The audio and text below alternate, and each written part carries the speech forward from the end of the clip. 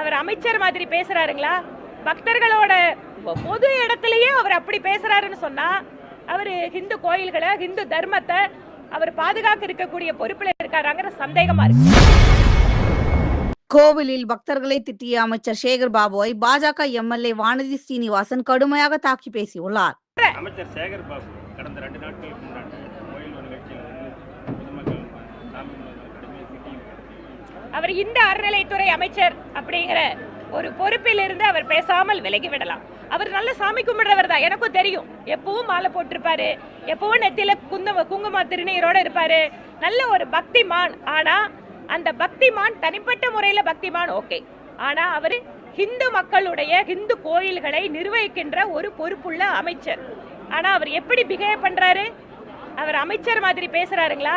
பக்தர்களோட பொது இடத்துலயே அவர் அப்படி பேசுறாருன்னு சொன்னா அவர் ஹிந்து கோயில்களை, ஹிந்து தர்மத்தை அவர் பாதுகாக்க இருக்கக்கூடிய பொறுப்புல இருக்காராங்கிற சந்தேகமா இருக்கு. அவர் எல்லா கோயிலுக்கும் நல்லபடியா போயிட்டு வரட்டுங்க. ஆனா நிர்வாகத்தை மட்டும் தயவு செஞ்சு நம்பிக்கை இல்லாம இல்ல பக்தர்களை புண்படுத்துற விதத்துல பேசுறத, பக்தர்களோட வசதி குறைவை பத்தி கவலைப்படாம போற அவர் எப்படி தன்னோட பொறுப்பை நிறைவேற்றிட்டு இருக்காரு? திராவிட முன்னேற்ற கழக அரசு திரும்ப திரும்ப திரும்ப அவர்களுடைய அமைச்சர்களாகட்டும், அதிகாரிகளாகட்டும், முதலமைச்சராகட்டும், துணை முதல்வராகட்டும் எப்படியாவது இந்துக்களை இழிவுபடுத்தி அதன் வாயிலாக சிறுபான்மை ஓட்டுகள் வந்தால் போதும் என்று நினைக்கின்ற மனப்பான்மையில தான் இன்னைக்கும் இருக்காங்க.